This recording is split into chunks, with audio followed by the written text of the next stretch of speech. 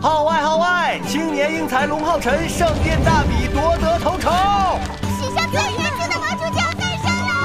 来吧！还分给我一份！哎，你听说了吗？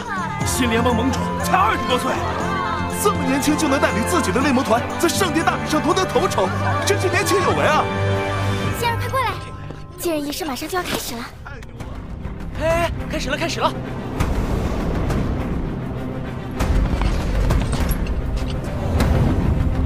历时多天的圣殿大比，在昨日终于落下帷幕。让人惊喜的是，我们见证了许多后起之秀的精彩亮相，也迎来了联盟历史上最年轻盟主的诞生。我宣布，继任仪式现在开始。新联盟新一届盟主龙浩辰登场。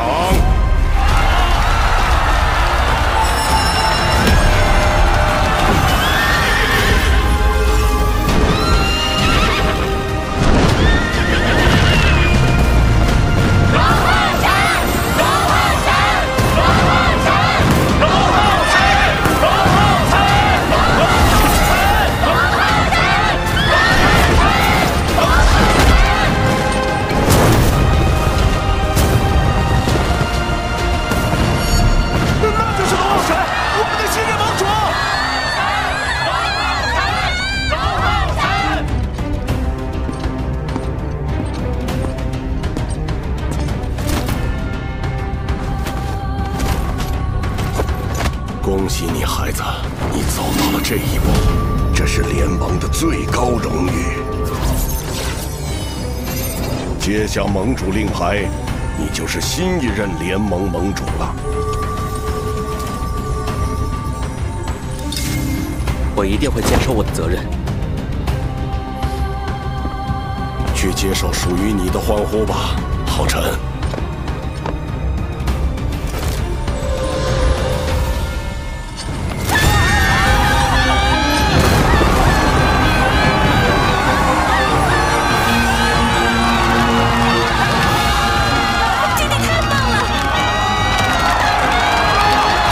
当选盟主，真是众望所归啊！就是。浩辰，我就知道你能做到。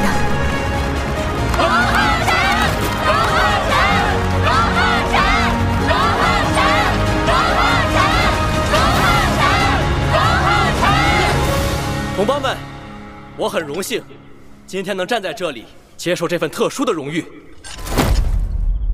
团长万岁！我在小镇出生，童年时光在母亲的陪伴中度过。她的身体不好，但是对我的关爱无微不至。那时的我尚且年幼，只有一个小小的心愿，就是成为一名骑士，守护我的家人。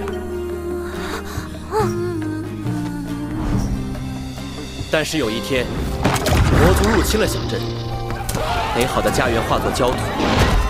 那时我握着手里的剑，想要再快一点成长起来，去守护我的家乡。团长，加入猎魔团后，我第一次亲历前线的残酷。边关将士以血肉之躯筑墙，抵挡魔族攻击，只为守护身后的百姓。那时的我作为前线的一员，和众将士的心愿一样，是守住这座关隘。当我走过6大关隘，与伙伴们几次进出魔族境地，遍历圣魔大陆。经历无数艰险的战斗，数次徘徊在生死边缘，我的信念越发坚定。没想到他们团队虽然年轻，却经历了这么多。我龙浩辰，作为一名骑士，作为联盟的新任盟主，我会守护我们的大陆，会守护这片大陆上的每一个人。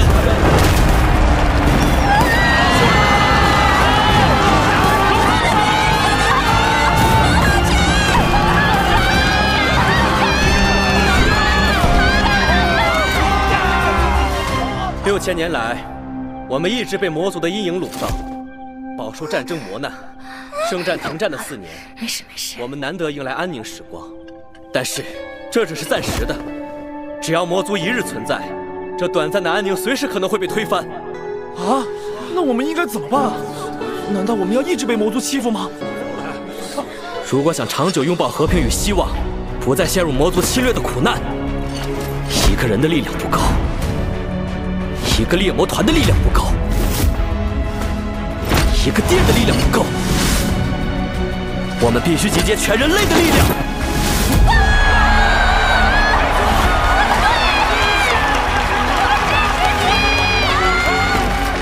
所以，今天这场继任仪式还有一个特别的意义。经过6大殿这段时间的讨论，我们决定废除旧联盟，成立新联盟。新联盟？那会有什么变化吗？从今以后，6大殿所有人力资源全部集结起来，由联盟统一调动。而我们下一个目标，则是向魔族开启全面反攻。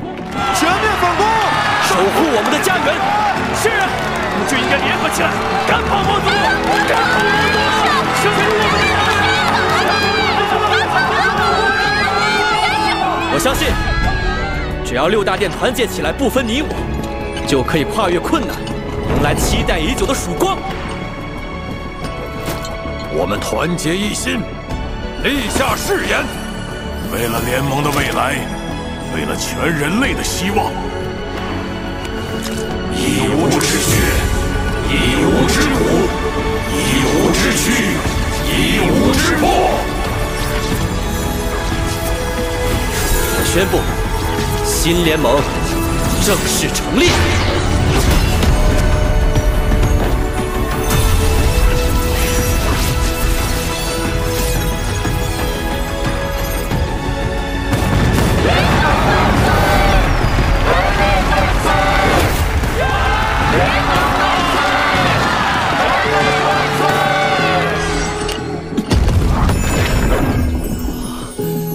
这就是盟主的光元素之力吗？好温暖，好纯粹。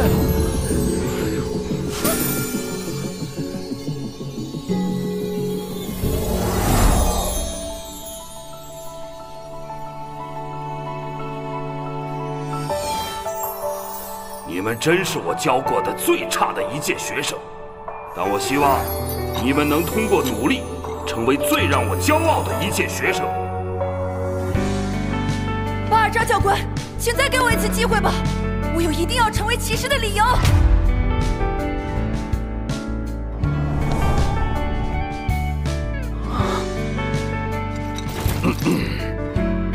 那你去和测试第1的人比一场，赢了的话，我就再给你一次机会。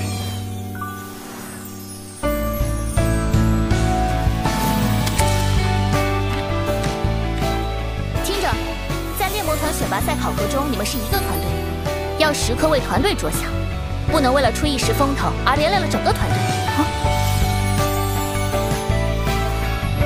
龙兄弟都这么强了，作为兄弟，我也不能松懈，我也要努力修炼，追赶上他。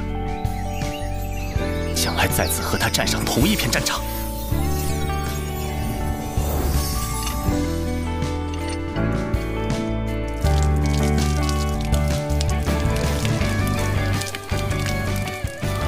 张营长，你知道吗？当年来我们1营的那个猎魔团团长龙浩辰已经成为盟主了。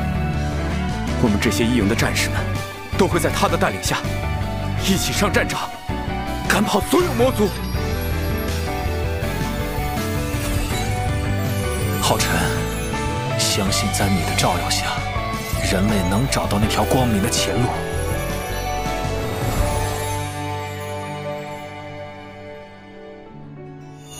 既然决定先起反攻，我们第一步做什么？首先，我们需要调整6大关隘的军事制度。联盟将在6大殿抽调人才，在圣城集合，训练后重新编排。建立适应6大关不同情况的6大联盟军团后，前往各个关隘，由6大殿的原班高层进行统一指挥。这样一来，就能平衡各个殿之间的人才。对于一些防御较弱的关隘来说，确实是一件好事。如果只是重新编排联盟军团，可能还不足以对魔族造成毁灭性的打击。我们还需要更加强大的力量。是的，只是这样确实还不够。所以下一阶段，我和我的同伴将要前往玉龙关，开启剩余3座神印王座的挑战。同时开启3座神印王座的挑战，那不就是要6大王座同时现世？但如果未来6大王座真的能同时现世，那将会凝结成人类史上最强战力，也就是人类反攻的关键。是的，虽然圣战停战4年，但魔族企图消灭人类的计划从未停止。反攻是人类想要生存的必然选择，任何能增加成功几率的方案，都有必要去尝试。好，你们去吧。你们参加考核的时间里，我们也会思考出尽可能多的利于反攻的方案，同时推进并完善今天确定下来的这些联盟新制度。今后我们将设立议会，对联盟的各项提案进行决策。议会成员分为盟主、副盟主、议员团，6大殿各出10人，成立联盟常驻议员团。原先的6大殿殿主为现在的联盟副盟主。关于议会成员，各位还有什么异议吗？正如先前所说，人类的历史翻开到了新的篇章，后起之秀们也逐渐崭露头角。未来终究还是得看年轻人的，所以，我放弃副盟主一职，由我殿陈婴儿担此重任。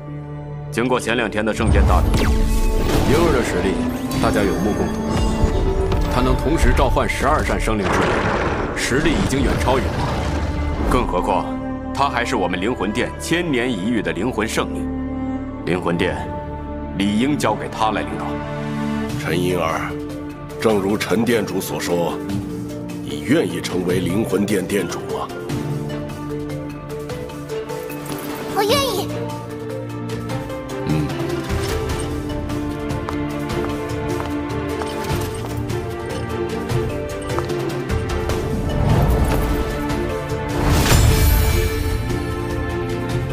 既然陈殿主先开了这个头，那么我也卸任刺客殿殿主一职，让我殿圣彩儿担此重任。我们刺客殿早就有这打算了，只是一直没找到合适的时机宣布这事。既然已经有2位殿主开了这个头了，那我也宣布退位吧。什么？怎么会这样？今天怎么这么多殿主退位？为什么？事关新联盟的未来，殿主职位的更替，还请三思。哎，这个事情我已经思考很久了。自圣战之后，战士殿人才早已青黄不接，但幸好我们战士殿年轻一代中，有一位佼佼者，能肩负起战士殿的未来。他的努力以及为战士殿的付出，我们都看在眼里。没有人比他更适合了。圆圆，上来吧。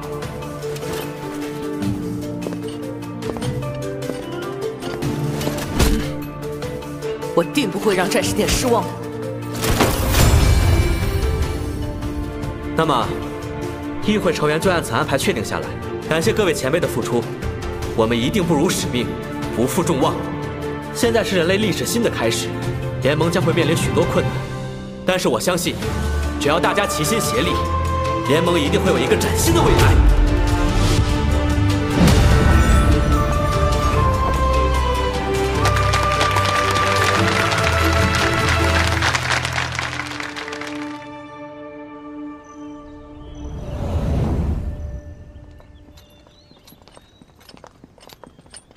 段兄，你真的不和我们一起了吗？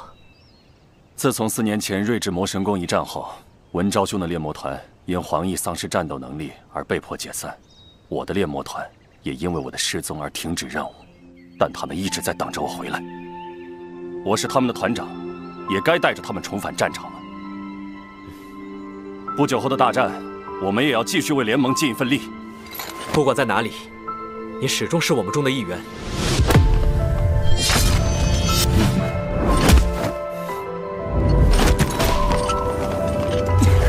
兄弟，一辈子！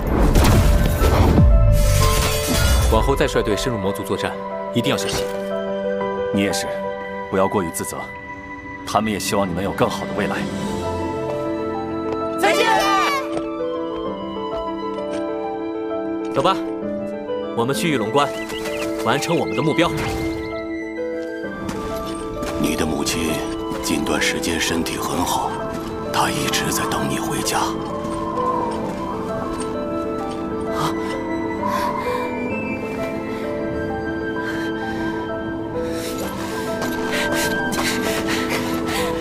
妈妈！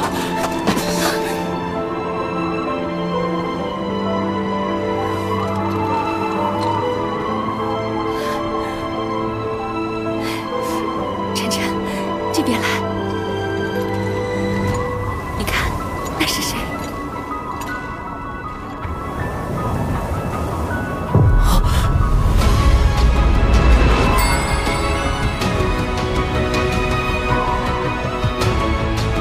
爸爸！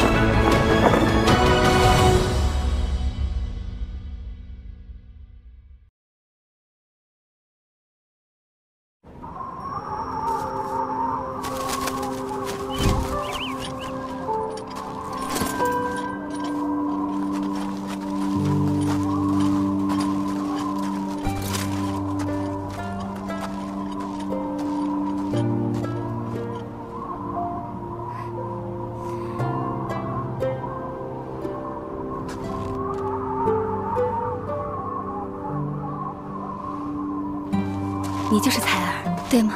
嗯。我可是听晨晨经常提起你呢，今日终于见到了，真好。伯母，我也很高兴见到您。乖孩子，你这一路也累了吧？我先带你去休息。晨晨和他爸爸很久没见了，让他们俩单独聊一下吧。晨晨、星宇，晚饭就交给你们了。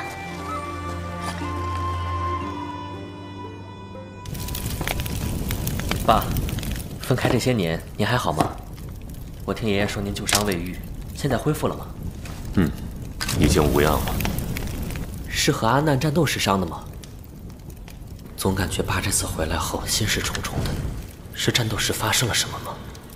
不过现在他似乎不愿意提，我也不好再多问。等以后遇到阿难，我得去了解一下到底发生了什么。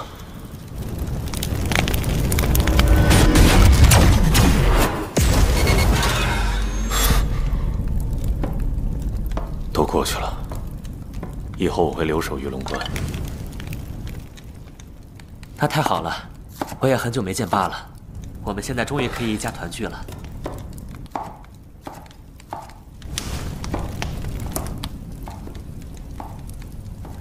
浩辰，你恨过我吗？什么？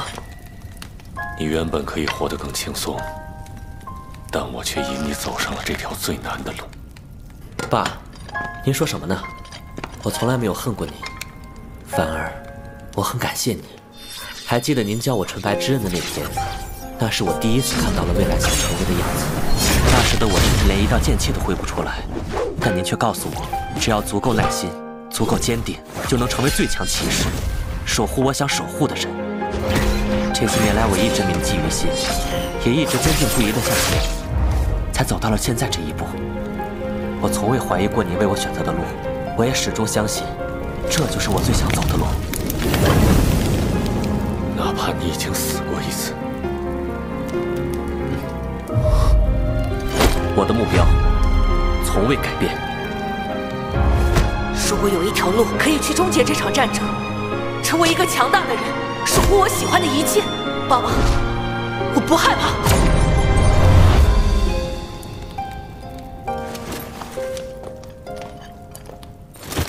浩辰，你永远是我的骄傲。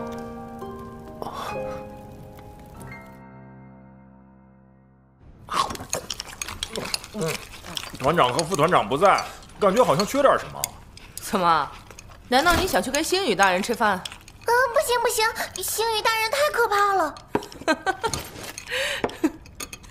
来来来，大家一起干一杯！预祝咱们团长韩宇、杨修和放哥明天参加神焰王座考核顺利，把剩下的王座都拿到手。杨文章，明天加油哦！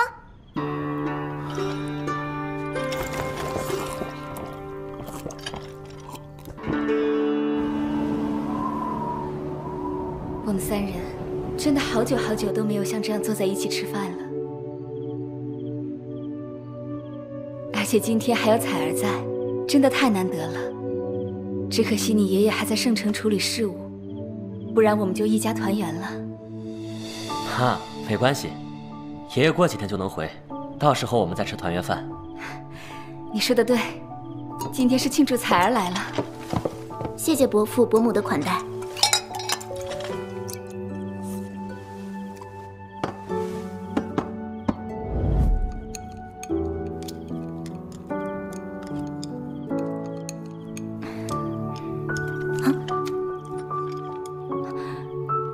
对了，星宇，我们什么时候去驱魔关提亲吧？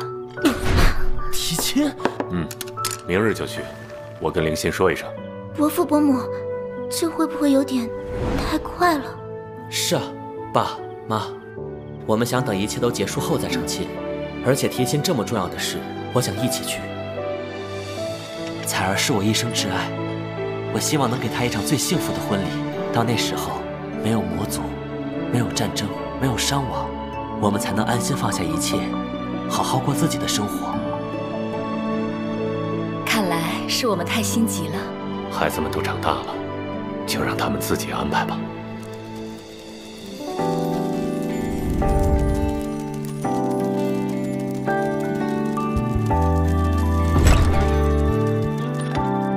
彩儿，以后这就是我们的房间了。当年我们第一次到驱魔关的时候，你为我们制造了一个小家。这是我们的家了。那时我就答应你，以后一定会给你一个温暖的家。现在我们回家了，彩儿。浩辰，你在哪，哪里就是我们的家。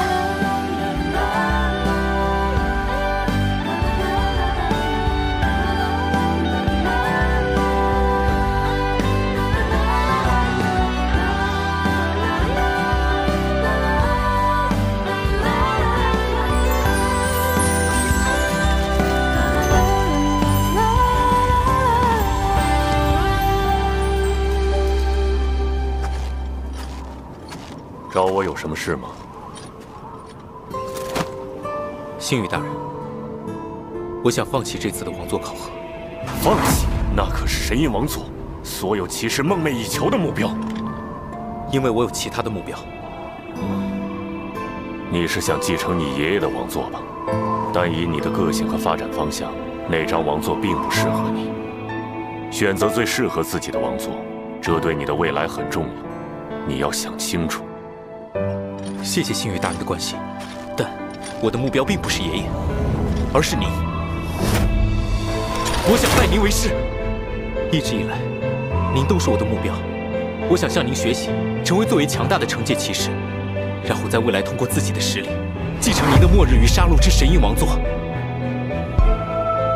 没想到，你居然想继承我的王座。星宇大人，不过。你这想法倒是像极了我年轻的时候，我认可你。拜见老师。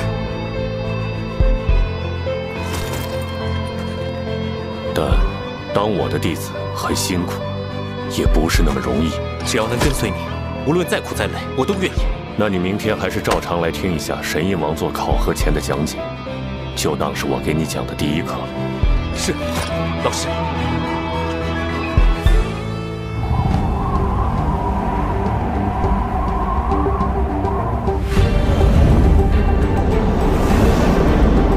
在你们进入神印王座考核之前，我会为你们介绍王座的信息。虽然杨文昭放弃了神印王座考核，但他也达到了考核资格，允许留下来旁听。你们都知道，联盟目前一共有6张王座，而每张王座的威能都各不相同。比如智慧与精神之神印王座，掌控的是全知之力；而恐惧与悲伤之神印王座，掌控的是禁忌之力。而以节气的王座里，守护与怜悯之神印王座掌控的是防御之力；秩序与法则之神印王座掌控的是规则之力；而我的末日与杀戮之神印王座掌控的则是杀戮之力。要不要试试？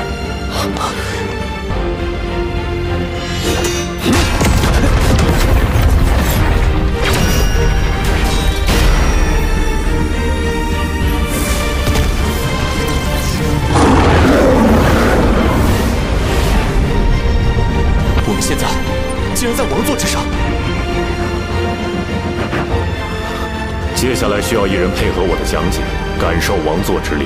你们谁来？要不让杨兄试试吧？正好他未来的目标也是这张王座。那就你来吧。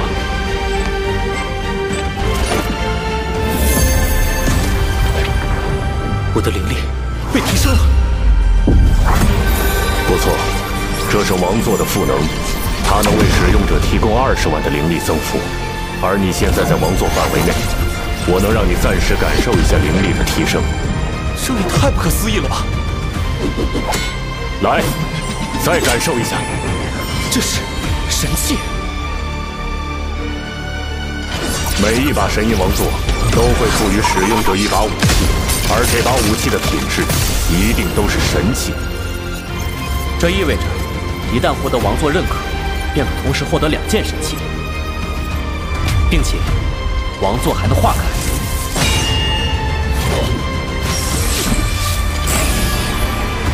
不错，每一张王座化开后，也会有不同的能力增幅。末日与杀戮之神印王座的化开，每分钟都会为我提供1成的攻击加成。2件神器，20万的灵力增幅，还有王座化开赋予的特殊能力，这就是神印王座吗？星宇大人，那永恒与创造之神印王座的威能是什么？没有人知道。什么？关于他的信息寥寥数之，但他的强大毋庸置疑。6000年前，72根魔神柱降临圣魔大陆，催生出72魔神，而他们带来的魔气，则感染周围所有生物，将他们变为了魔族，大肆屠杀人类。人类组成6大殿，试图与之抗衡，却也无法匹敌那一代的魔神皇与他率领的魔神们。很快，人类就被屠杀殆尽，眼看就要灭亡。就在这时，一张王座从天而降，它化作一道铠甲和一把神剑。那铠甲仿佛有生命般，竟自主手持神剑，朝魔族发起攻击。仅凭一剑，34位魔神直接死亡，魔神皇被重创，无数魔族被湮灭。也因为这一剑，整个魔族瞬间元气大伤，沉寂了1000年之久。在那一刻，所有人心里都响起了同样的声音，那便是永恒与创造之神印王座。可就在那一击后，王座能量耗尽，从空中坠落至此，陷入沉睡，只留下了5块与其一同落下的神石。5块神石？难道说剩下的5张王座是？不错，在之后的1000年里，骑士殿首任殿主萧霍以那5块神石为基石，仿造永恒与创造之神印王座，锻造出了其余5张王座。此后，6大神印王座便成为了人类的最强兵器，始终守护着人类。而永恒与创造之神印王座也一直沉睡至今，等待着被唤醒。但可以肯定的是，一旦这张最强王座现世，就是我们将魔族彻底赶出圣魔大陆之时。当然，我也要提醒你们，数千年来无数人想挑战他，却无一人能成功与之共鸣，进入考核。浩辰，我知道你的目标是他，你也曾与他多次共鸣，但永恒与创造之神印王座的考核里究竟有什么，没有人知道。也许你会遇到恐怖的危机，也许你会面临艰难的选择，这是一场完全未知的冒险，而你只能独自面对。浩辰，我们所有人都期待你能获得他的认可，但你也要注意保护好自己。定不辱使命。接下来，去开启你们的考核吧。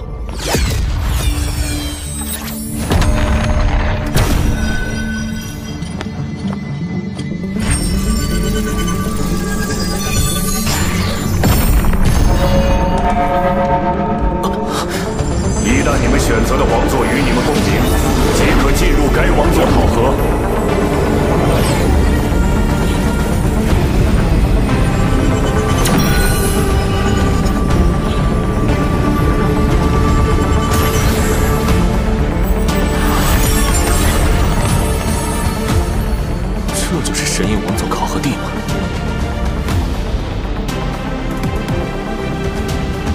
我们走吧。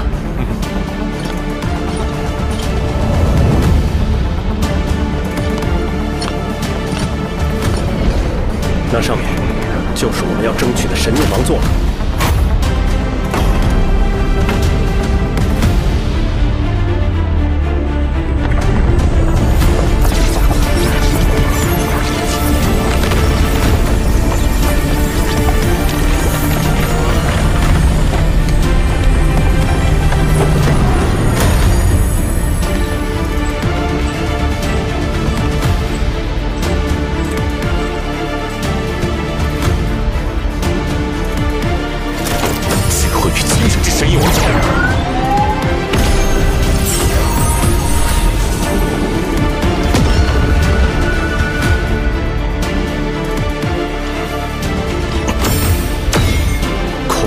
悲伤之神焰王座。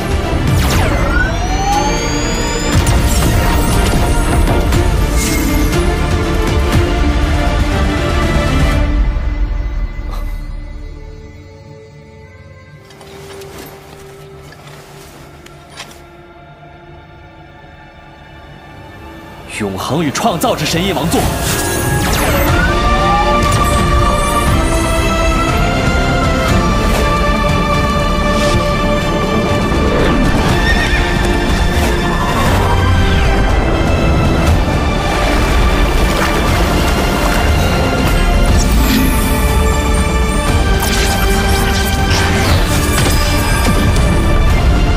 神印王座考核现在开启。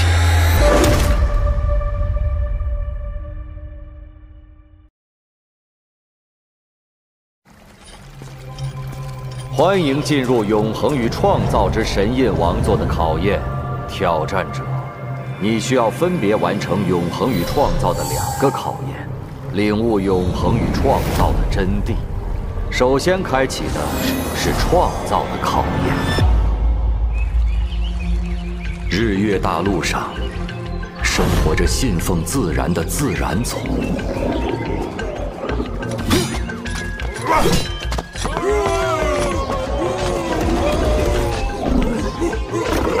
与信仰黑暗的暗夜精灵族。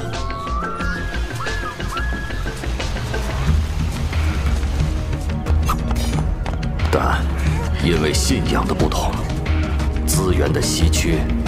双方争斗不休，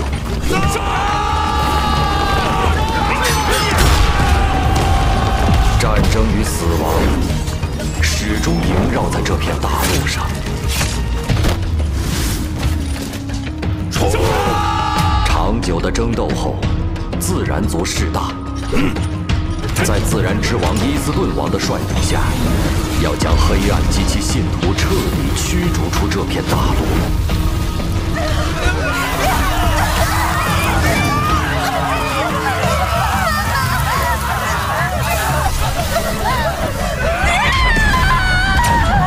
绝望的暗夜精灵族召唤了毁灭之主，毁灭降临了这片大陆，所有生灵都无可幸免。这便是你的第1个考验，你需要去改变2族的命运，为他们创造新的未来。创造新的未来。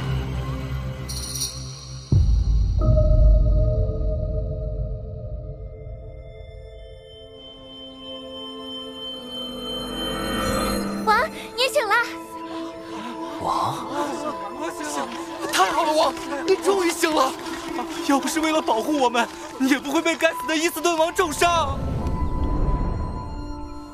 这些是暗夜精灵族，我为什么会变成信仰黑暗的暗夜精灵王？我的属性仍旧是光明，灵力也没有变化，除了外表，和我原本的身体并无差别。看来这个考验是让我以暗夜精灵王的身份来改变这一切。 那首先要做的，就是改变暗夜精灵族被灭族的惨剧。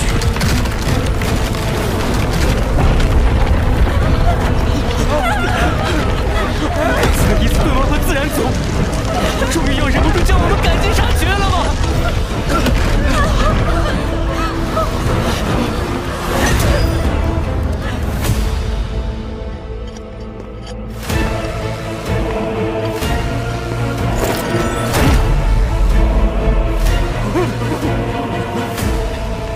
黑暗的使徒们，就让你们最惧怕的烈阳之光，将你们体内肮脏的黑暗焚烧殆尽！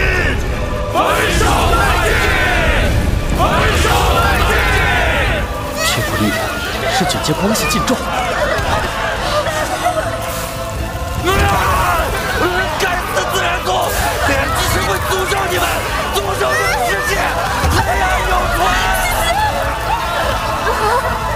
你们上来没好？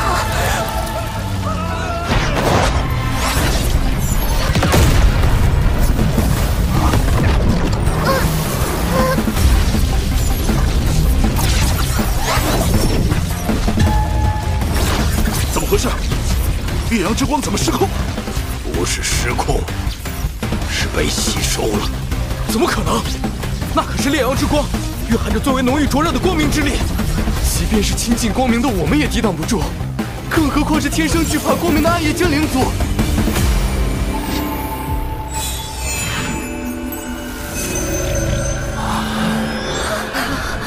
放心吧，接下来交给我。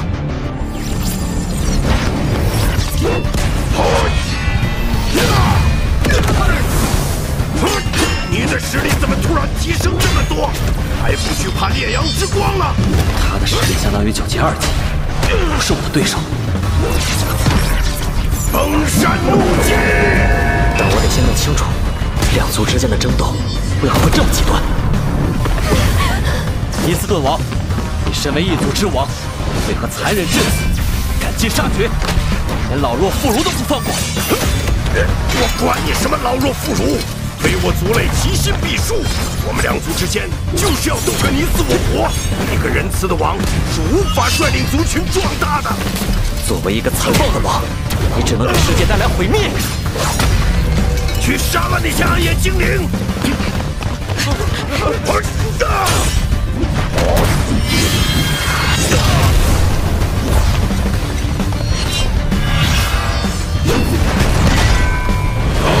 想去救他们，没门儿！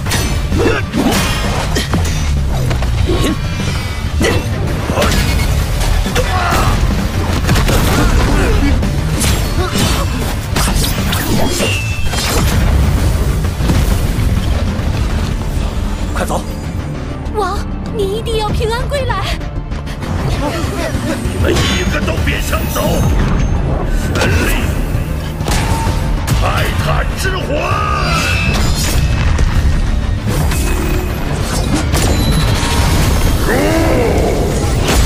你救了他们一次，能救他们一辈子吗？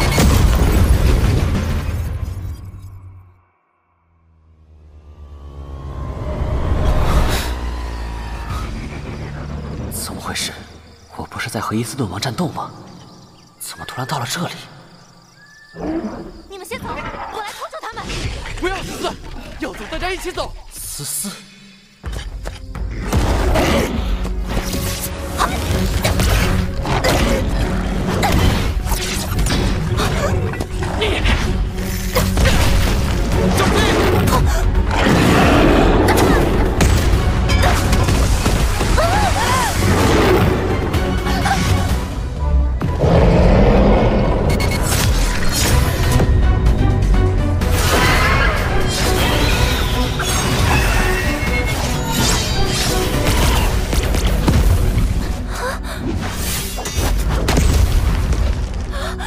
王，是王，王回来了！5年了，你终于回来了，太好了！5年，已经过去了5年，这到底是怎么回事？5年都没有您的消息，我们还以为您已经……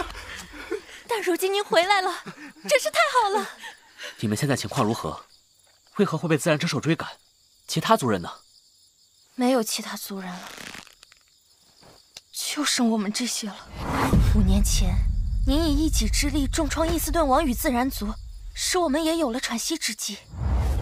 我们逃出来后，便选择了一块地方休养生息，壮大族群，等待着您回归。我们原本以为日子会一直这么过下去，但就在不久之前，那些该死的自然族还是发现了我们，他们攻入了我们的领地，破坏了我们好不容易再度建立的家园。大部分的同胞死在了那场战争中。走，我妈妈！最后只剩我们逃了出来。但他们还不死心，派自然之兽追踪我们。要不是王宁及时赶到，恐怕我们已经被灭族了。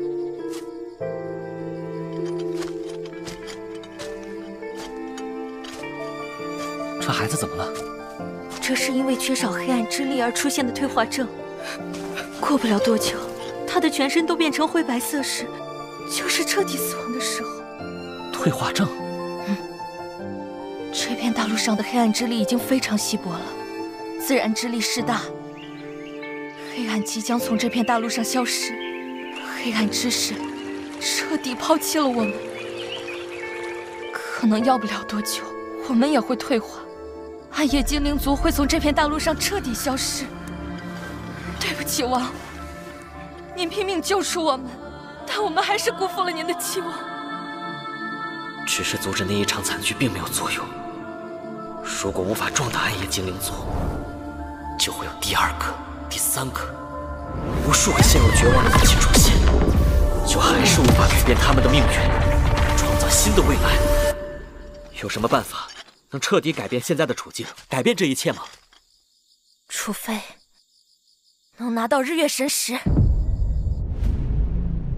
日月神石是这片大陆的圣域，不仅蕴含着极为精粹的光明与黑暗之力，还拥有将昼夜交替的能力，能创造出最适合暗夜精灵生存的环境。当然，它对自然族也同样适用。但日月神石由这片大陆最强的存在神圣巨龙守护在封禁之地。曾有无数代自然之王与暗夜精灵王想要夺取神石，壮大族群，但都命丧于此。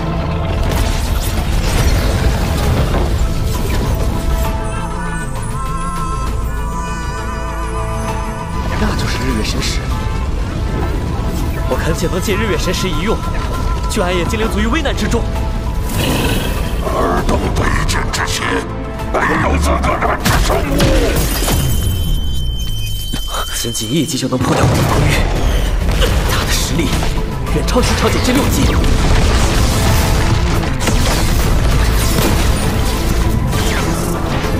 神域，天阳三绝。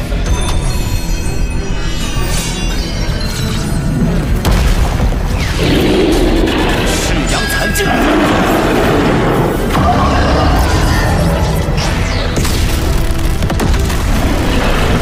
你明明拥有可以掌控日月，使自然族和暗夜精灵族能和谐共处的日月神石，为何要眼睁睁地看着两族争斗不休，让死亡与绝望遍布大陆？日月神石不是为了掌控世界而存在，也不是为了拯救他们而存在。他的战力在我之上，又死死守着日月神石，必须想办法将他引开。你想逃到哪里去？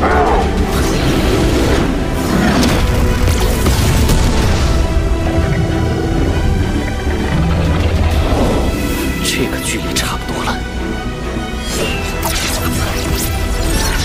日耀，光之息。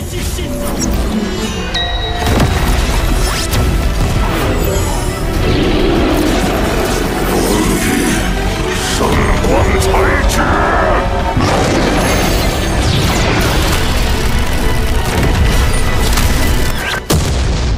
受死吧！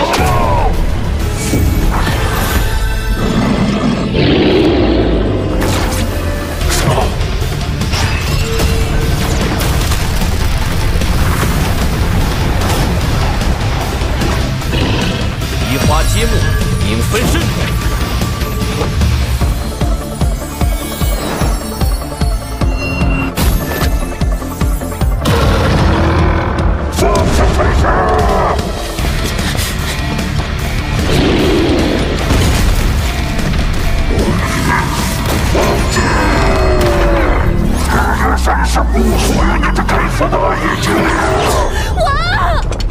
将神石交真的能创造新的未来吗？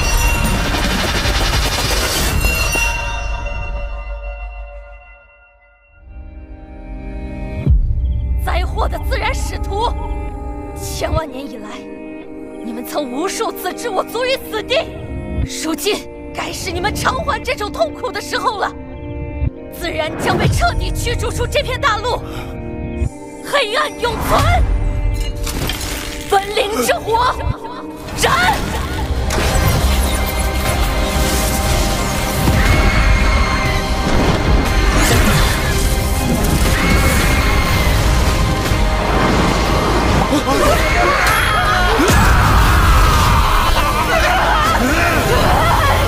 驱逐自然，黑暗永存。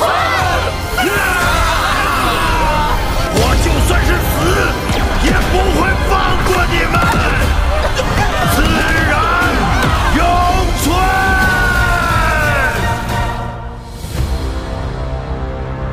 刚刚是他在提醒我，交出神石并不会改变这一切。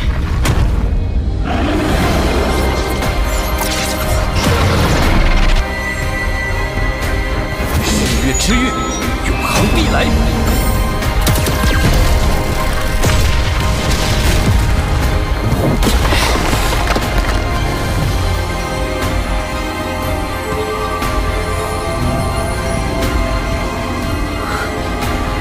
果然，日月神石能提示未来，现在还能与日月神涡盾产生共鸣。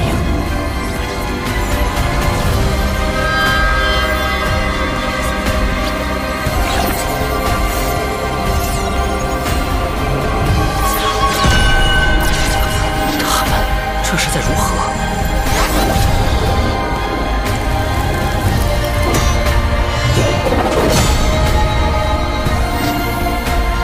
原来这才是日月神涡盾的完整形态。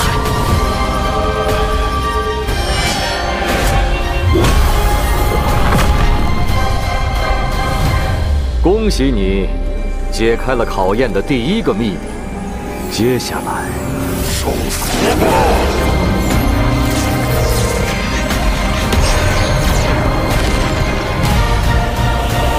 将面临无尽的毁灭。